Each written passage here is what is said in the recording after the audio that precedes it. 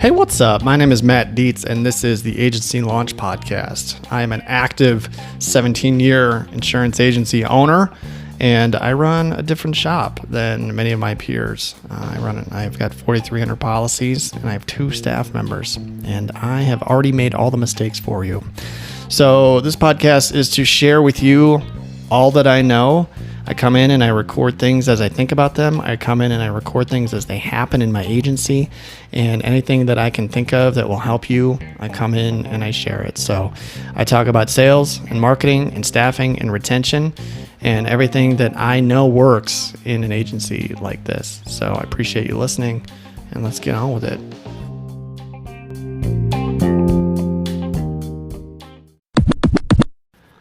All right, what's up? Okay, so today I wanted to tell a story because these seem to be the best content, I think, of something that happened. I had a client come in this week. All right, an 80-year-old gentleman come in this week, and he rolls in and he has his invoice, his renewal paperwork, and he comes in and he drops them on Meg's desk, and essentially was like, why are you raising my rates? 15, he's getting 15%.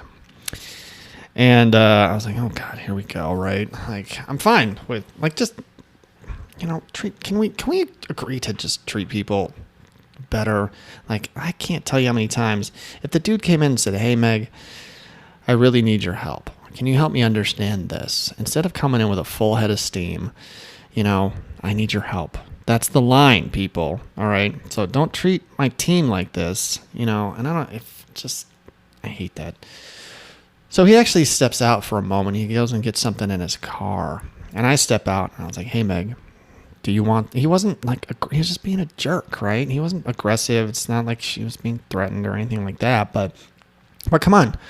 So I said, Meg, do you want to take this, or do you want me to? She's like, I can. Meg can handle anything. Let me be clear. Like, if I wasn't here, I have no question that she would have handled it incredibly professionally.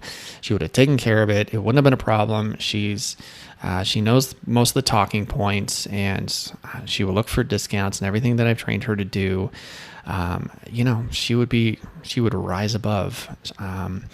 So I decided, I'm like, all right, I'm gonna get. So he rolls back in, and I step out, and he's questioning, why'd my rates go up and this and that, and I kind of pop in and I go, listen, Vic, let me tell you something, and he cut me off, and he said, because I just want to know, and I actually physically stuck my hand out. He was sitting down and I was standing up. I physically stuck my hand up to be like, stop, like I'm in the friggin' Supremes, right?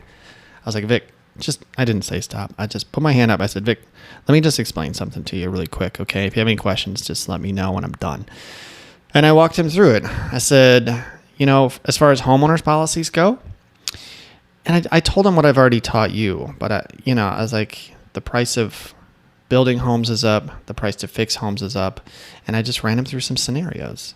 And I said, as far as autos go, let me tell you a current story that I have going. If you want to hear a current, go to Simply Explaining Insurance, and you want to hear another story about, the cost of repairs. I said, I just got a car back, and he had a dent in his door, and it cost $5,000, Vic.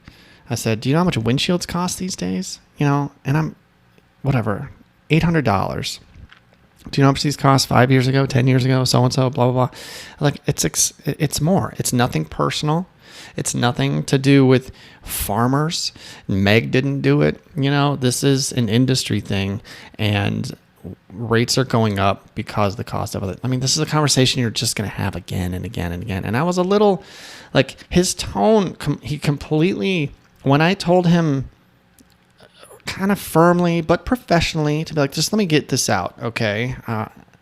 And I kind of had higher ground on him, and he's 80 years old, but he came in and he was acting like a jerk. So I was calm and professional, and I walked him through it. By the time I was done, I was smiling and I was getting him to nod and agree to everything. And there were some talking points that I walked through with him that I wanted to make I wanted Meg to hear too. This is kind of an involuntary training exercise too. So I want her to absorb this conversation as well, because I kind of disarmed him, took control of the conversation, and had some very poignant talking points that by the end of the conversation, he was actually, yes, he said, will you take a credit card? And he was done. He walked away. And that was it. So, there are two things that happened there. One is like this rate conversation is not going to go away. Taking control of it and just walking most people. This was a 15% increase, which is not that big these days. I have some colleagues that are getting murdered out there with some things. You know what I'm talking about. But, always explaining why, finding some relief, and giving them the option. And that seems to be the best way to go. So, but at the same time, when people come in and treat my staff, that way, he was talking to me very differently than he was talking to Meg, and I do not appreciate that. And so I want him to treat my staff the same way they would treat me. And that's something that happens. You'll see there's a hierarchy that I don't necessarily agree with. I want people in my agency, I want them all to be treated the same, whether it's me or my team. My team is amazing. Like, don't come in here and, step to my team. They can hold their own, but that's just not the way to treat people. Okay, so I guess what I'm trying to say is take care of your people. It's okay to jump in. I felt good going in and taking that off of Meg's shoulders. This is a conversation she's going to have a few dozen times this year, and I have no problem stepping in and having it. And I always offer too. And sometimes it's a game time decision where if someone's coming in and I know they're going to come in about rates, I'll ask, but Meg will never say no. Okay, I'm like, Meg, do you want me to handle this? She'll always say, no, I can do it, and she totally can. But sometimes it's okay to step in and take that off their shoulders. That's just one less heavy conversation that they have to deal with, and they appreciate it. And I think it's good. It's a learning experience too, as well. So anyway, that's what I wanted to bring to you today. Just and 80-year-old curmudgeon came in and was causing issues. And actually, I've had worse, but I just wanted to share that one with you. So there you go. My name is Matt. This is Agency Launch. You can find me all over the place. Send me a text, 208-213-8809. Check out Agency Launch at agencylaunch.net. Use the code podcast for 10% off all of my training material for you. You want to learn how to run an agency like mine, 4,300 policies, 2 people. We're on pace to grow 30% in premium this year. That's bananas. Agencylaunch.net. Everything is in there for you, okay? It's 13 hours of me. So if you're listening to this, I got the deep cut stuff in the training, so check that out.